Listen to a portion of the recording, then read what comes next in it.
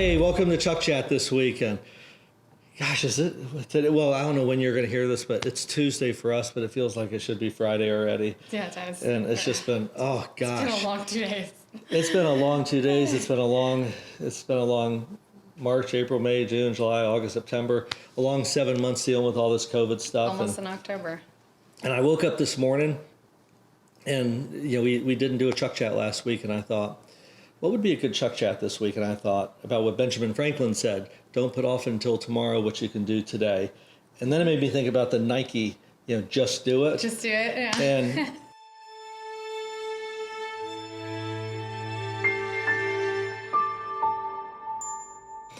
And the one thing that's helped make me successful in my life is the fact that I'll call a phone 100 times.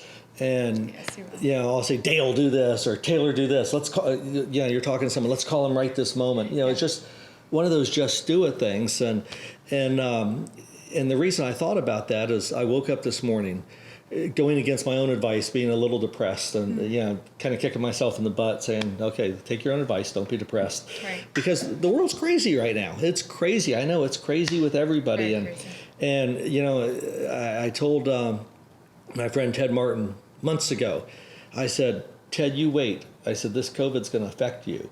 I said, because it's already affecting us. And, oh no, Chuck, it's not going to affect me. I said, you wait. I said, because I went through this in 2009. Mm-hmm. And I went through it, 9/11. And we're kind of on the front lines because we deal directly with banks. And when we see them choke off funding, we know it's coming down the pike. Yeah. You're seeing it with tenants. I'm seeing it with tenants for sure. And it's evolving. Every day is different. There's some days when people seem a little bit more optimistic, and there's others when one thing, can come out on the news and it affects everyone's perspective of what we're going through. Oh, the sky is falling. We've talked about that. And we've talked about it in past Chuck Chats where people, the mindset that you have can prevent you from being successful if you have that negative outlook. And you have to try to remain positive. Yeah. And that's why I thought this morning when I woke up, I thought you just got to do it. You have to make yourself feel positive even if you're not, because that's what gets you back to happy. You have to, like today, I thought, I don't want to go to work. I don't want to, but you have to do it. You got to do it. You got to keep doing the same things you do every day. And in good times, those are really good habits because absolutely, you're persistent. And some people, as you know, they get tired of your persistency. Quit calling me. Or they say, you need to just save your pennies because deals will come in their own time. And I say, nope, we don't have time for that. And people think it's about saving your pennies. It's not. It's not. Yeah. It's about, you've got a job to do. Moves, yeah. You do it. And I got to tell you, some of the most successful individuals I know all throughout COVID, day one. And a lot of our older guys, but they went in their office every single day. They still wore a suit and tie every day. And I think you sat on a Zoom call with Inland with us, and he was the only guy in the office. And I just talked to Marriott. We're doing a big deal with Marriott Vacation Clubs, and they've got a couple thousand employees, and there's 10 of them who keep going in every day doing what they do because that's all they know is to do it. You got to do it. Right. And like with you, you're making phone calls day after day, and we do make progress. Yeah. It's slow. And all of a sudden, like I just walked in and I got good news. And I wanted to you want to look at the good news, in the midst of a lot of craziness, but I like the motto of just do it because sometimes the things that you put off, that you dread, once you do it, you realize that really wasn't so bad. I got it over with. I crossed it off my list. But sometimes we dread things so much. You don't want to do it. Build it up in our brain. And it's something if we had just done without thinking and letting our mind get so wrapped up in it, then it would be an easy task, cross it off, get it over with. And we got to celebrate the wins. We probably don't do that enough. Yeah, because they're so hard fought for right now. Right. And but you're right. Like I was driving in this morning, I had 3 phone calls I did not want to make, and I thought, I'll make these calls. And I did all 3 of them before I got in and got them out of the way. And it was like, good, I could take that off the table and get rid of the misery. And that's the other thing, too, is when you're doing things that you necessarily don't want to do at that moment, and it's hard. I mean, you saw it right before we started. You have to shift your mind. You have to be able to deal with the situation and then turn and immediately be a different person. You can't carry that that pressure, that anger, that hurt. You've got to be able to do an about face. Yeah. And I'm dealing with it right now with banks. I know how hard it is out there for everybody and the vendors who work for us. And we had banks that a year ago, fund cash, and right now it's like they shut off the spigot. Mm-hmm. And we've had that spigot shut off before, and we survive, and we know we're going to survive, and we're going to keep building. I look at all of our projects on the wall, and every one of them we already own. Yeah. Every one of the deals we're doing, we already own the dirt, so we have to build them. And then I've thought, and it's funny, back to what I said, should I stall a couple projects? And once again, just do it. We got to do it and get through it and have faith that it's a cycle. I know it's a cycle, and we've talked before that this is our 14th recession since the Great Depression. And if you look at it, wow, you go through cycles, and we know we're in a cycle, but we're in a cycle with a perfect storm. We have a cycle where we have COVID, and we have a cycle with a presidential election, and now we have a Supreme Court justice, and the storm is turned into a tornado, and it's been divisive. It's tearing the nation apart. You're seeing that right now, the nation getting torn apart over everybody's so far left and so far right, and we're not that nation that came together after 9/11 anymore. It's like a FSU Florida State game. FSU Florida game, yeah. It's terrible. There are two sides right now, and they violently, each side wants to win. Yeah. And so now we have everybody sitting, I wish the bankers would take my message, just do it, make the loans. They're sitting on the sidelines because no matter what the outcome is, we're going to go back to a world next year that functions properly. Right, and that is something that you and I have talked about, and I relate to the tenants that I'm talking to, is they say, well, we're not going to be able to make a decision we had one tenant's final lease sitting on their desk, can't make a decision or we won't be able to sign until January. Well, by that point, you've lost your opportunity, and we've seen that with some deals that O-Town West. I mean, we're moving so quickly, and I have tenants that I just can't fit. Their size is too large, or whatever it is, and they waited too long. So just do it is for our benefit in a lot of ways, because sometimes if you wait too long, you miss the opportunity. You think too much about it so there's the pros and cons of you don't want to be too impulsive. But sometimes you can't let your mind just sit and fester because you think of what ifs and all of these problems instead of just doing it. Just take the deal, just take the opportunity. Well, and it's all about risk. Like if one of my bankers are watching the podcast, they may be thinking, well, Chuck, that's not the best move, just do it. Maybe you should sit back and wait and see what happens. Right. But we kind of know what happens. We know history. History tells us what happens. History's told us we're going to cycle through this. History tells us that people who continue to move forward generally do better through these cycles than people who stop. And that's the sad thing with the banks, is they're controlled by credit risk officers. Mm-hmm. It's no longer the stockholders, presidents of the bank, the loan officers. It's risk management. And risk management is Chicken Little, the sky is falling. And then what they do is they cause everything to stop. Mm-hmm. And it really brings the wheels to a halt. Someone told me yesterday, you just got to keep pushing the wheel forward. And I said, yeah, but right now it's like we're pushing a square wheel. Yeah, we're back to that is so true. The Stone Ages. And you're able. It is. It's a square wheel. You get it forward and the next one, and it's hard to keep pushing forward. But yeah, that's why I said we're pushing forward, even if it's a square wheel. We're gonna get up the hill. Yeah, absolutely. And then eventually we're gonna come down the other side. But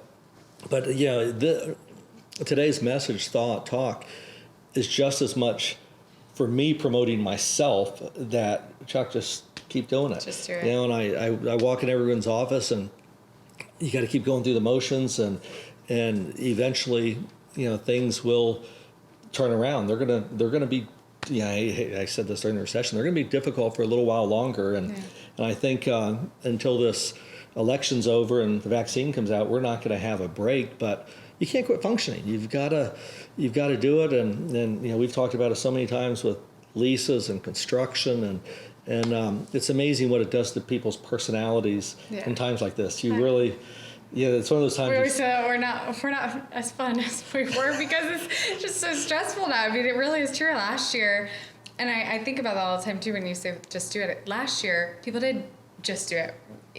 The deals that we thought were difficult were a lot quicker because people would make decisions faster because they had less fear. And this year is just so much fear, so much what if, so much unknown that people are just, it's very difficult to just say yes or to just take action. But you can't let it stop you, or you end up suffering later. Next year, you're going to look back and wish, okay, I should have just done it. Let me ask you, like in our business, who do you see are making decisions to move forward, who will do deals? Like if you had to name 2 or 3 type of tenants. Well, the QSRs, they know everyone's going through a drive-thru, so they're doing more drive-thrus. I've seen a lot of the pet users that are saying, you know what? Actually, surprisingly, I've seen childcare providers, which if you look, you would think that people aren't sending their kids to school right now. Well, no, they're seeing that people are ready to get their kids back into school. And even if they're not at school, they're probably ready to get them in daycare. They're ready to get them out of the house, that's for sure. But they know, okay, this isn't going to be long term. Even if we are waiting for a vaccine, these kids have to go to school. They have to continue to have this social outlet and this learning outlet. So I am seeing the daycares take action. There's a list of tenants that are. The restaurants are the ones that are a little bit more nervous. And it's amazing how big, large restaurants. They're becoming more adaptive. Everybody is, and it's kind of sad too, because everybody's adapting to COVID as if it is the new permanent thing. It's true. And it's not, and we know it's not. But certain places are making decisions for takeout parking spaces and takeout windows, and but I got to tell you, like at our restaurant Slate. People are coming back to life, not as much during the day yet. Well, tell them about one of our tenants. I don't know if we can say that. But anyways, we worked a deal with them, and they ended up doing an on-eye drive better than they were prior. Yeah. We had one of our tenants said, just let us pay a percentage through the end of the year. And we said, okay. And they're paying us more. And now they're like, oh, my gosh, we're paying more because people are going back out to live. Slate, really are. Our Friday, Saturday, Sunday was as good as any night we've ever had since we've been open. And that's awesome. I went in this weekend, and I went into Fleming Steakhouse. They had an hour and a half wait. I went into Big Ben. They had an hour and a half wait. Yeah. And then I went into our restaurant, Slate, and there were no tables and chairs. And we were doing the 50% thing. It was in the middle of clearing stuff out. We had to wait till the other 50% got out so we could get in.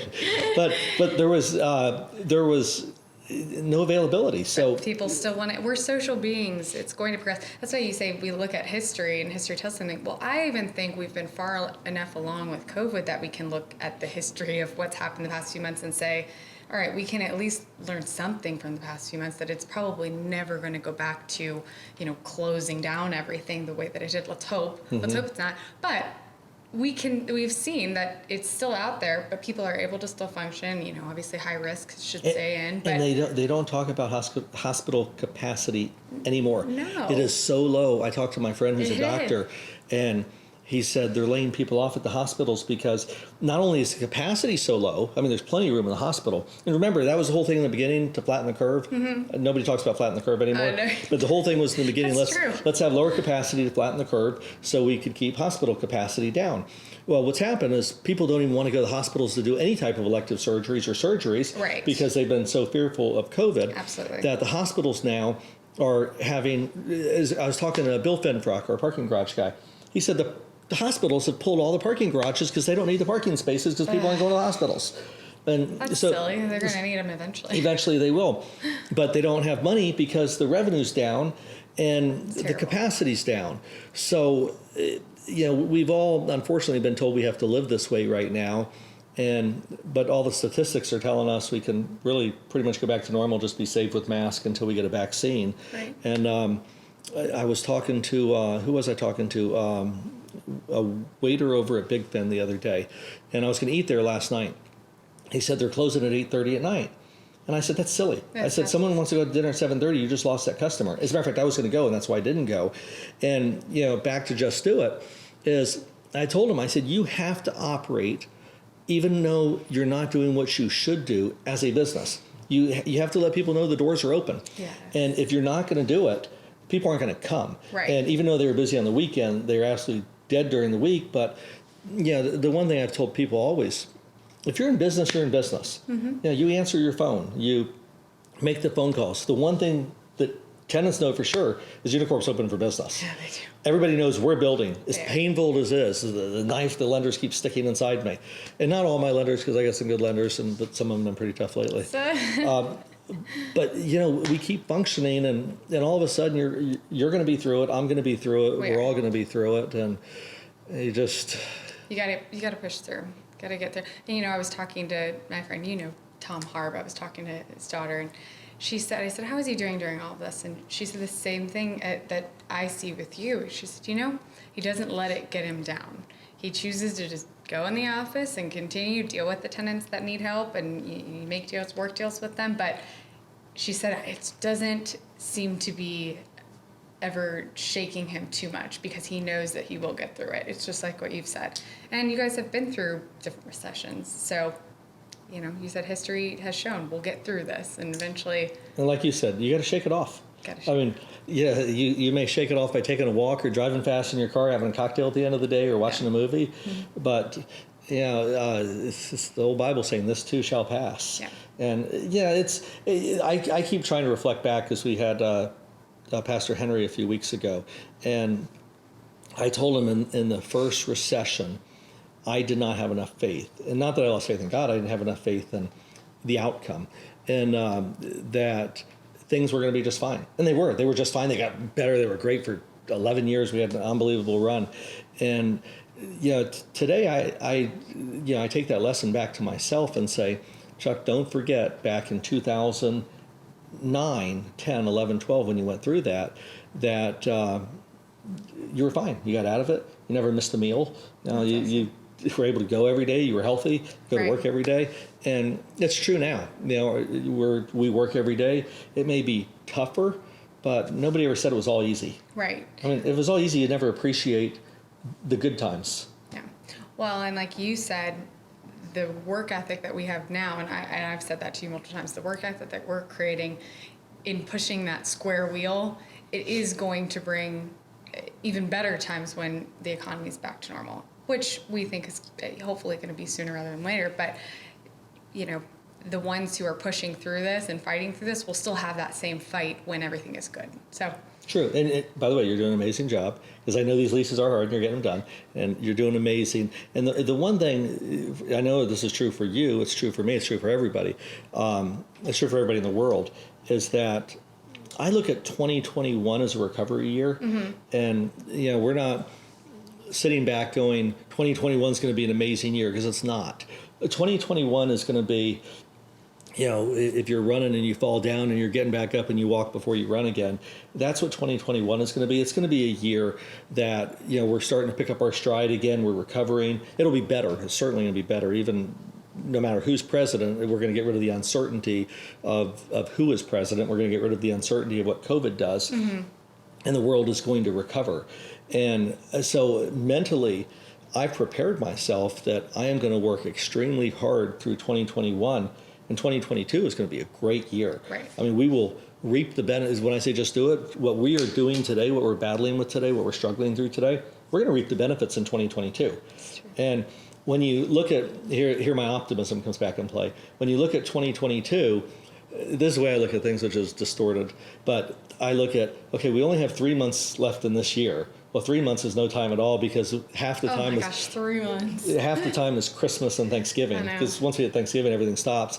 And then January 1st comes, and then come January 1st, I can say, next year's going to be a great year. And then all of a sudden, next year is only 12 months away, and you got to take off a month and a half for next year's Thanksgiving and Christmas.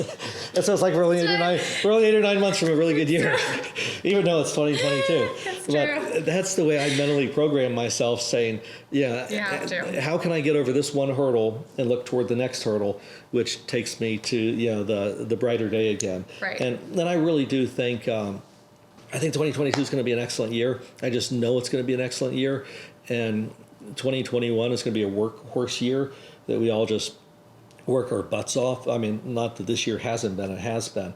But I think, when... It'll be a rebuilding year, like you said. This is the struggle. And then once the vaccine comes out, people gain their confidence, the fear starts to dissolve.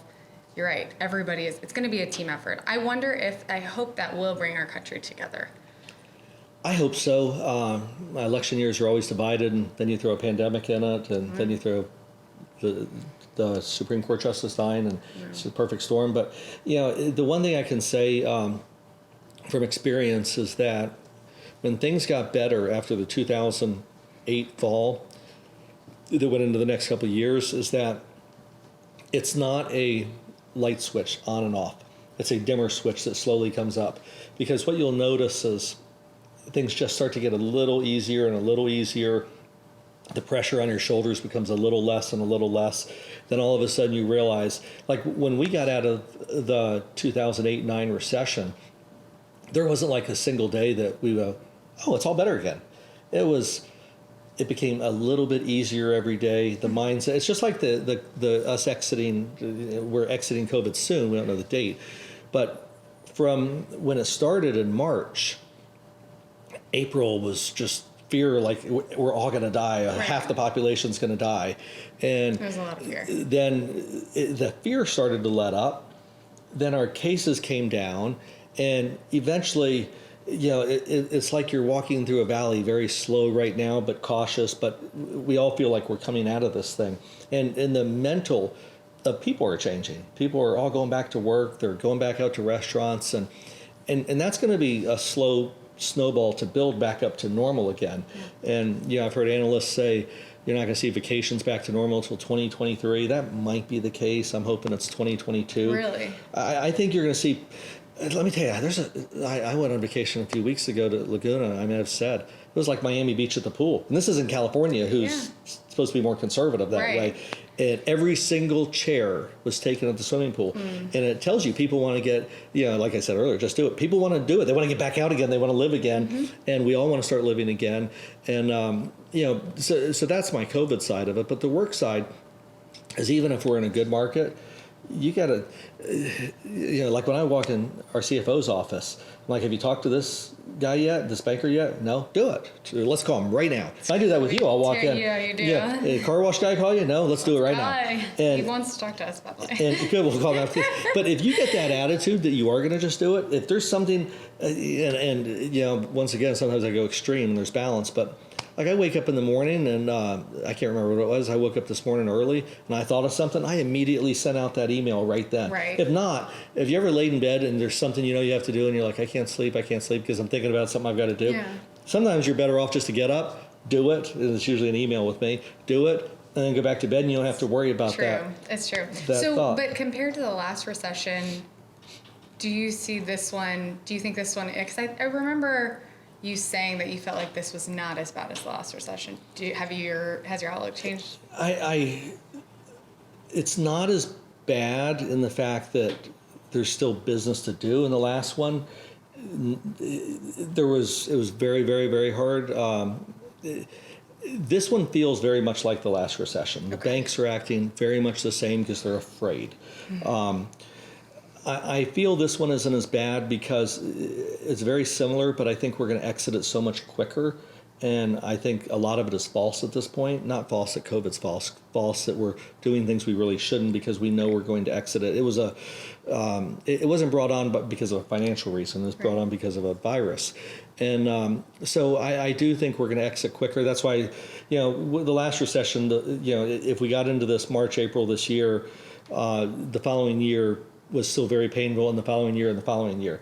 I think next year when we hit April, we're going to see the pain going away and things are going to get better. So it all stinks. It's just, I don't think the fall is as hard. And in just a moment before we close, when I say just do it, you guys got to watch me race Ferraris this weekend. You can watch it on Ferrari.com. I'm racing Laguna Seca. But I was there practicing 2 weeks ago, and it just popped in my head. There's this first straightaway. You go up a hill and down a hill, but it's blind. You cannot see. And my instructor, the way you win in this race is you have to be full power over this blind hill. And you can't see, so your mind tells you, let off the gas. I can't see, let off the gas. And my instructor kept saying to me, it just hit me, just do it, Chuck. Keep your foot on the gas. Don't let off the gas. Do it. And so, when he's not in the car with me, but he talks to me on the radio, and I'm talking to myself in the car. So I'm coming down this long straightaway. I'm going, Chuck, just do it. Don't let off the gas. Don't do it. Hold the gas. And so I'm coming down that straightaway, 175 miles an hour, not being able to see over the hill. Wow. But I'm telling myself, just do it. And so I woke up the other morning, or maybe it was this morning, and I was thinking that the way I'm going to win this race is I have to just do it. He told me power in every turn, go as fast as you can. And that's kind of, I hate keeping making Ferrari stories with our Chuck chats, but that's kind of the philosophy of life right now. Just do it. That you've got to keep the gas on, as scary as it may be sometimes, as painful as it may be, because you've got to keep momentum. And I see a lot of my competitors stopping. I mean, not doing anything. And maybe I'm crazy, Chuck, and that'll be determined in 2022. But I feel in my heart of hearts, my gut, that we're doing the right thing by pressing forward. And we've hired new people, and we're doing what companies do that are successful. Right. And it may be painful, but it's the right thing to do. So, and you're doing a great job too. We'll see more fruit from it in the years to come, I think, rather than be stagnant and hold off. We'll have more deals. We're going to open these centers in 22. That's the exciting thing is right now this is still all the background work for these projects. But we'll have a bunch open in 22, and our tenants will come to life. But we can't make that happen if we aren't hustling right now. And those are my thoughts, and I think we're going to look back a year from now and say we did the right thing. I really feel, just based on history, that we've done the right thing, and just keep at it, keep doing it, and go. Just do it. Just do it. Have a great week, everybody.